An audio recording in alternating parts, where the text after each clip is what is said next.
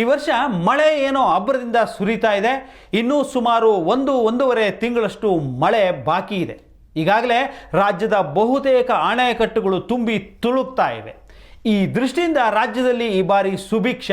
ಪರಿಣಾಮ ಈ ಬೇಸಿಗೆಯಲ್ಲಿ ರಾಜ್ಯದಲ್ಲಿ ನೀರಿನ ಕೊರತೆ ತಲೆದೋರೋದಿಲ್ಲ ಅನ್ನುವಂಥ ಆಶಾಭಾವ ಎಲ್ಲರಲ್ಲಿ ಮೊಳೆತಿದೆ. ಆದರೆ ಇದು ಎಷ್ಟರ ಮಟ್ಟಿಗೆ ಸತ್ಯ? ನಿಜಕ್ಕೂ ರಾಜ್ಯದ ಅಣೆಕಟ್ಟುಗಳು ತುಂಬಿವೆಯೇ? ತುಂಬಿ ನಿಂತಿರುವ ಡ್ಯಾಮ್ಗಳಲ್ಲಿ ನೀರಿನ ಪಾಲೆಷ್ಟು, ಹೂಳಿನ ಪಾಲೆಷ್ಟು? ರಾಜ್ಯದ ಬಹುತೇಕ ಡ್ಯಾಮ್ಗಳ ಆಯುಸ್ಸು ಮುಗಿತಾ ಬಂದಿದೆಯೇ?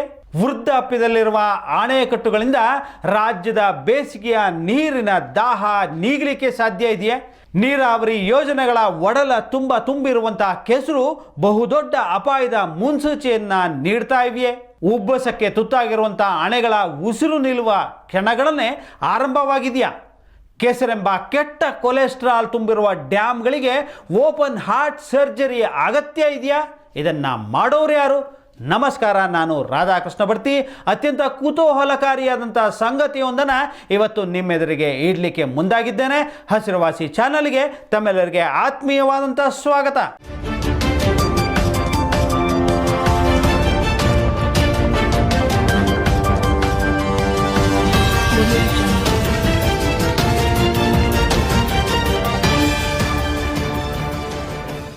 ಹೌದು, ಅಣೆಕಟ್ಟುಗಳಲ್ಲಿ ತುಂಬಿರುವಂಥ ಹೂಳು ಗಂಭೀರವಾದಂಥ ಜಾಗತಿಕ ಸಮಸ್ಯೆಯೊಂದನ್ನು ಹುಟ್ಟುಹಾಕಿದೆ ಅನ್ನೋದು ತುಂಬ ಜನರಿಗೆ ಗೊತ್ತಿರಲಿಕ್ಕಿಲ್ಲ.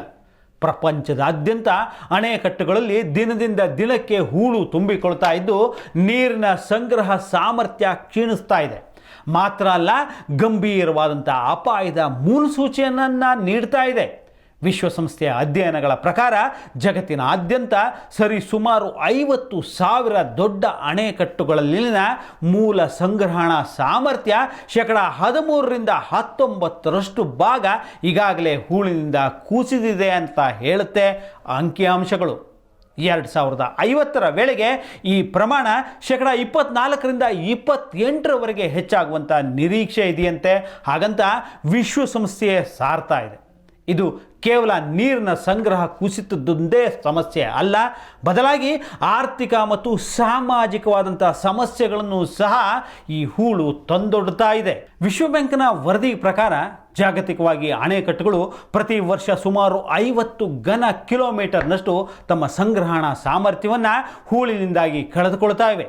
ಇದರಿಂದಾಗುವ ನಷ್ಟ ವರ್ಷಕ್ಕೆ ಸುಮಾರು $6 ಬಿಲಿಯನ್ ಹೆಚ್ಚು.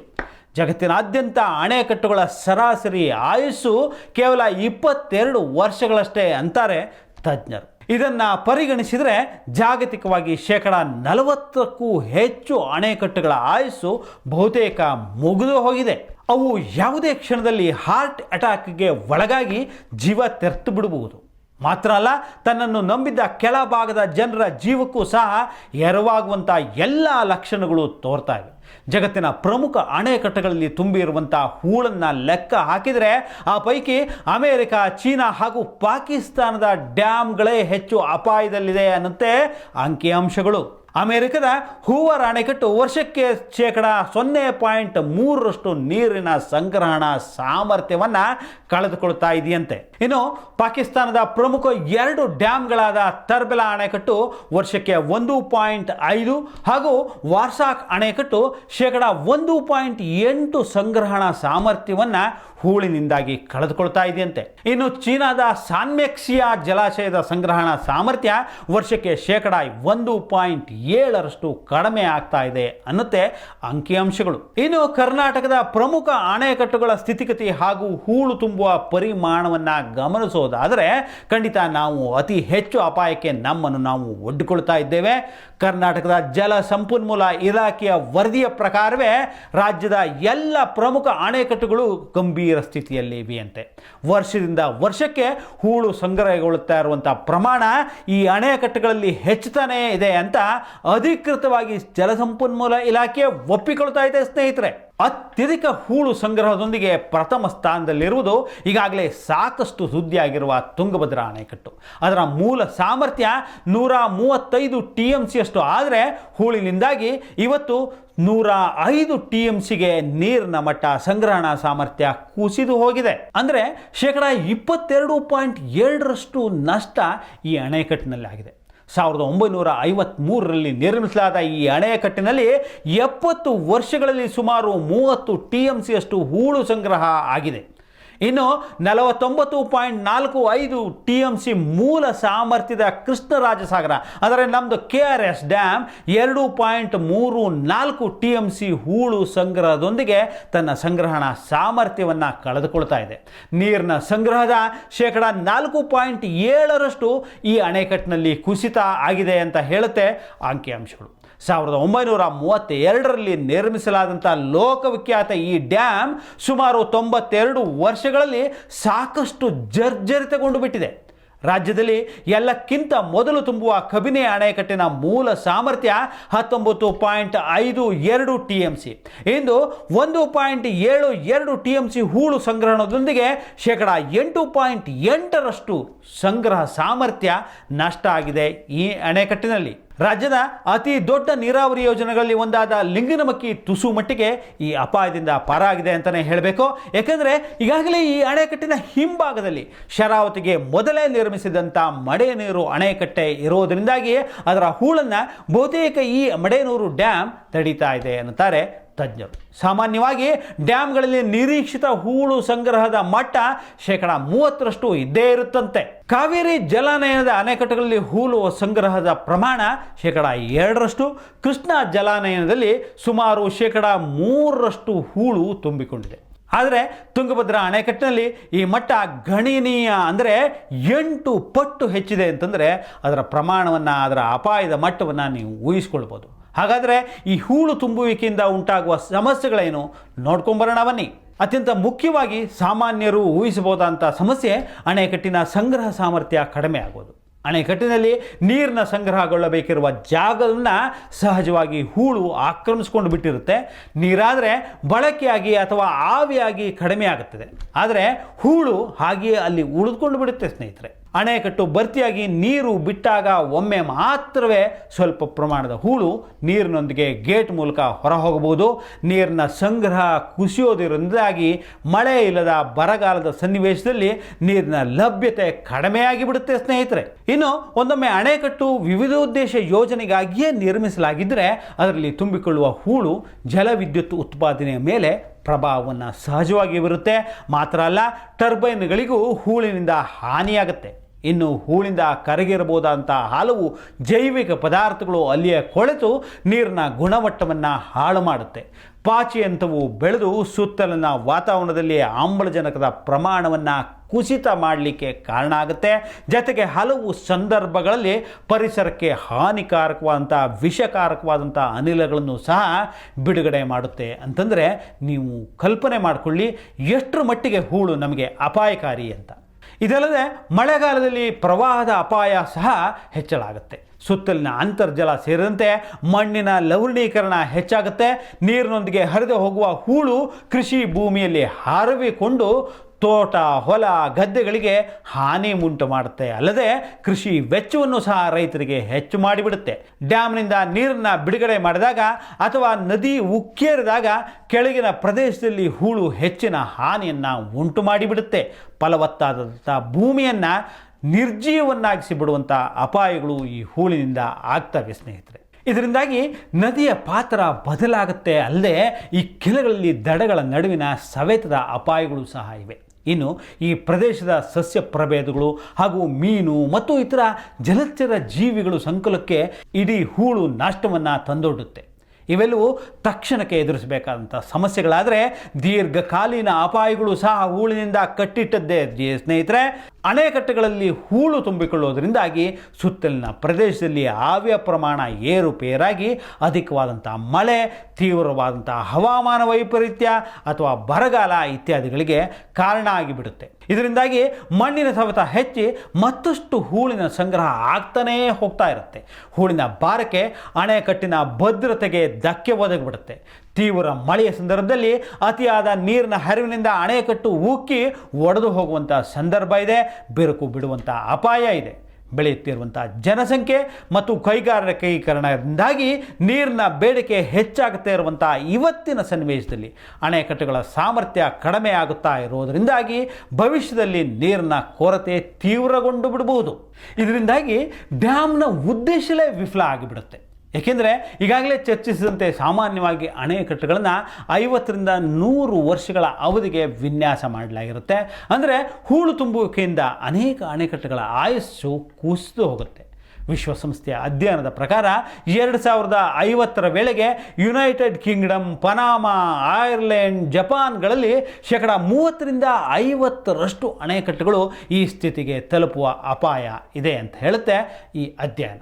ಆದರೆ ಪರಿಸರ ಸಂರಕ್ಷಣೆ, ಕಾಡಿನ ಪ್ರಮಾಣಕ್ಕೆ ಆದ್ಯತೆ ನೀಡುವ ಭೂತಾನ್, ಕಾಂಬೋಡಿಯಾ, ಇಥಿಯೋಪಿಯಾ ಇತ್ಯಾದಿ ದೇಶಗಳಲ್ಲಿ ಅಣೆಕಟ್ಟುಗಳಲ್ಲಿ ಇಂಥ ಅಪಾಯದ ಪ್ರಮಾಣ 15%ಕ್ಕಿಂತ ಕಡಿಮೆ. ಇನ್ನು ಭಾರತದ ವಿಚಾರಕ್ಕೆ ಬರುವುದಾದರೆ ನಮ್ಮಲ್ಲಿನ ಅಣೆಕಟ್ಟುಗಳು ವರ್ಷಕ್ಕೆ ಸರಾಸರಿ ಹೂಳು ತುಂಬುವ ಪ್ರಮಾಣ 0.72% ಇದೆಯಂತೆ. ಇದು ಜಾಗತಿಕ ಸರಾಸರಿ, ಅಂದರೆ ಜಾಗತಿಕ ಸರಾಸರಿ 0.96. ಈ ಜಾಗತಿಕ ಸರಾಸರಿಗಿಂತ ಸ್ವಲ್ಪ ಕಡಿಮೆ. ಆದರೆ ದಕ್ಷಿಣ ಭಾರತದ ಅಣೆಕಟ್ಟುಗಳಲ್ಲಿನ ಪರಿಸ್ಥಿತಿ ಇದಕ್ಕೆ ಹೋಲಿಸಿದರೆ ಅತ್ಯಂತ ಗಂಭೀರವಾಗಿದೆ ಅಂತ ಹೇಳುತ್ತೆ ಅಂಕಿಅಂಶಗಳು. ಹಾಗಾದರೆ ಇದಕ್ಕೆ ಪರಿಹಾರ ಇಲ್ವೇ? ಅಣೆಕಟ್ಟುಗಳಲ್ಲಿ ಹೂಳು ತುಂಬಿರೋದನ್ನು ತಡೆಯೋದು ಹೇಗೆ? ಈ ಪ್ರಶ್ನೆಗೆ ಮೊದಲ ನೇರ ಉತ್ತರ ಅಂತಂದರೆ ಸೂಕ್ತವಾಗಿ ಜಲಾನಯನವನ್ನು ನಿರ್ವಹಣೆ ಮಾಡೋದು. ಅಂದರೆ ಜಲಾನಯನ ಪ್ರದೇಶದಲ್ಲಿನ ಮಣ್ಣಿನ ಸಂರಕ್ಷಣೆ, ವನೀಕರಣ ಮತ್ತು ಸಮರ್ಪಕ ಭೂ ಬಳಕೆ ಯೋಜನೆಗಳು ಅತ್ಯಂತ ಪರಿಣಾಮಕಾರಿ ಕ್ರಮಗಳು ಅಂತ ಅನ್ನಿಸ್ಕೊಳ್ಳುತ್ತವೆ. ಅಣೆಕಟ್ಟಿಗೆ ನೀರು ಹರಿದು ಹೋಗುವ ಉದ್ದಕ್ಕೂ ಅಚ್ಚುಕಟ್ಟು ಪ್ರದೇಶದಲ್ಲಿ ಚೆಕ್ ಡ್ಯಾಮ್ ಮತ್ತು ಸೆಡಿಮೆಂಟ್ ಟ್ರ್ಯಾಪ್ಗಳ ಸಂಖ್ಯೆಯನ್ನು ಹೆಚ್ಚಿಸಬೇಕಾಗತ್ತೆ. ಮುಖ್ಯ ಅಣೆಕಟ್ಟಿನ ಮೇಲಿನ ಭಾಗದಲ್ಲಿ ಸಣ್ಣ ಚೆಕ್ ಡ್ಯಾಮ್ಗಳು ಮತ್ತು ಹೂಳು ಸಂಗ್ರಹ ತೊಟ್ಟಿಗಳನ್ನು ನಿರ್ಮಿಸಬೇಕಾಗುತ್ತೆ. ಜಲಾನಯನ ಪ್ರದೇಶದಲ್ಲಿ ಮರಗಳನ್ನು ನೆಡೋದು ಮತ್ತು ಕಾಡಿನ ಪ್ರಮಾಣವನ್ನು ಹೆಚ್ಚಿಸುವುದು ಇತ್ಯಾದಿ ಉಪಕ್ರಮಗಳನ್ನು ಕೈಗೊಳ್ಳುವುದು ಬಹಳ ಮುಖ್ಯವಾಗುತ್ತೆ. ಇದರೊಂದಿಗೆ ಮಣ್ಣಿನ ಸವೆತ ತಡೆಗಟ್ಟುವ ವಿವಿಧ ತಂತ್ರಗಳನ್ನು ಅಳವಡಿಸಿಕೊಳ್ಬೇಕು. ಪ್ರತಿ ಮಳೆಗಾಲದ ಸಂದರ್ಭದಲ್ಲಿ ಜಲಾನಯನದ ನೀರಿನ ಮಟ್ಟ ಕಡಿಮೆ ಮಾಡಿ ಸಂಗ್ರಹವಾದಂಥ ಹೂಳನ್ನ ನೀರಿನ ಮೂಲಕ ಹೊರಗೆ ಕಳಿಸಬೇಕು. ಚೀನಾದಲ್ಲಿ ಈ ತಂತ್ರವನ್ನು ಅತ್ಯಂತ ಯಶಸ್ವಿಯಾಗಿ ಬಳಸ್ತಾ ಇದ್ದಾರೆ. ಅಣೆಕಟ್ಟಿನ ಕೆಳಭಾಗದಲ್ಲಿರುವಂಥ ಸ್ನೂಸ್ ಗೇಟ್ಗಳ ಮೂಲಕ ಹೂಳನ್ನು ಹೊರಹಾಕುವ ತಂತ್ರವನ್ನು ಬಳಸಬೇಕಿದೆ. ಇನ್ನು ಯಾಂತ್ರಿಕವಾಗಿ ಹೂಳನ್ನು ತೆಗೆದುಹಾಕುವ ತಂತ್ರ ಪರಿಣಾಮಕಾರಿ ಅಂತ ಅನ್ನಿಸ್ಕೊಂಡ್ರೂ ಇದು ಅತ್ಯಂತ ದುಬಾರಿಯಾದಂಥ ಮಾರ್ಗ. ಆದರೆ ನಮ್ಮ ತುಂಗಭದ್ರದಂಥ ಕಡೆಗಳಲ್ಲಿ ಇದು ಅನಿವಾರ್ಯ ಆಗುತ್ತೆ. ಇದಲ್ಲದೆ ಆಧುನಿಕ ತಂತ್ರಜ್ಞಾನದ ಭಾಗವಾಗಿ ಡೆನ್ಸಿಟಿ ಕರೆಂಟ್ ವೆಂಟಿಂಗ್ ತಂತ್ರ ಅಂತಂದರೆ ಭಾರವಾದಂಥ ಹೂಳು ಮಿಶ್ರ ನೀರನ್ನು ಜಲಾಶಯದ ಕೆಳಗಿನ ಭಾಗದಿಂದ ಹೊರಹಾಕುವ ತಂತ್ರವನ್ನು ಸಹ ಇದೀಗ ಕಂಡುಕೊಳ್ಳಲಾಗಿದೆ. ಹೂಳು ಜಲಾಶಯವನ್ನು ಪ್ರವೇಶಿಸಿದಂತೆ ನೇರವಾಗಿ ಅಣೆಕಟ್ಟಿನ ಕೆಳಗೆ ಕಳಿಸುವಂಥ ಇನ್ನೊಂದು ತಂತ್ರ ಇದೀಗ ಜಾರಿಗೆ ಬಂದಿದೆ. ಇದೆಲ್ಲವೂ ಭಾರಿ ಹಣಕಾಸಿನ ನೆರವನ್ನು ಬೇಡುವಂಥ ತಂತ್ರಜ್ಞಾನಗಳು. ಹೀಗೆ ನೋಡಿದರೂ ಅಣೆಕಟ್ಟುಗಳಿಂದ ಹೂಳನ್ನು ನೋಡಿಕೊಂಡು ಸುಮ್ಮನೆ ಕೂರಲಿಕ್ಕೆ ಆಗೋದಿಲ್ಲ. ಹಾಗೊಂದೊಮ್ಮೆ ಸುಮ್ಮನೆ ಕೂತ್ರೆ ಅದು ಮೂರ್ಖತನ ಅನ್ನಿಸಿಕೊಂಡು ಬಿಡುತ್ತೆ. ಇವತ್ತಿನ ಸನ್ನಿವೇಶದಲ್ಲಿ ಕರ್ನಾಟಕದಂಥ ದೇಶದ 2ನೇ ಬರಪೀಡಿತ ಅತಿ ದೊಡ್ಡ ರಾಜ್ಯದಲ್ಲಂತೂ ಅಣೆಕಟ್ಟುಗಳಲ್ಲಿನ ಹೂಳನ್ನು ನಿರ್ಲಕ್ಷ್ಯ ಮಾಡುವಂತೆಯೇ ಇಲ್ಲ ಸ್ನೇಹಿತರೆ. ಕೇವಲ ಕಾವೇರಿ ಕೊಳ್ಳದ ಒಂದನ್ನೇ ಉದಾಹರಣೆಯಾಗಿ ತೆಗೆದುಕೊಂಡಿದ್ರೆ ಕಬಿನಿ, ಹಾರಂಗಿ ಮತ್ತು KRS ಅಣೆಕಟ್ಟುಗಳಲ್ಲಿನ ಹೂಳನ್ನು ತೆಗೆದು ಹಾಕಿದರೂ ಸಾಕು, ಸುಮಾರು 8 TMC ಹೆಚ್ಚುವರಿ ನೀರನ್ನು ಸಂಗ್ರಹ ಮಾಡಲಿಕ್ಕೆ ಸಾಧ್ಯ ಆಗುತ್ತಂತೆ. ತಮಿಳುನಾಡಿನ ಜೊತೆ ನಾವು ವಿವಾದವನ್ನು, ನೀರಿನ ಹಂಚಿಕೆ ಸಮಸ್ಯೆಯನ್ನು ಎದುರಿಸಿರುವಂಥ ಸಂದರ್ಭದಲ್ಲಿ ಬೇಸಿಗೆಯ 8 TMC ನೀರು ಅತ್ಯಂತ ಮುಖ್ಯ ಅಂತ ಅನ್ನಿಸ್ಕೊಳ್ಳುತ್ತೆ, ಕಡಿಮೆ ಏನೂ ಅಲ್ಲ.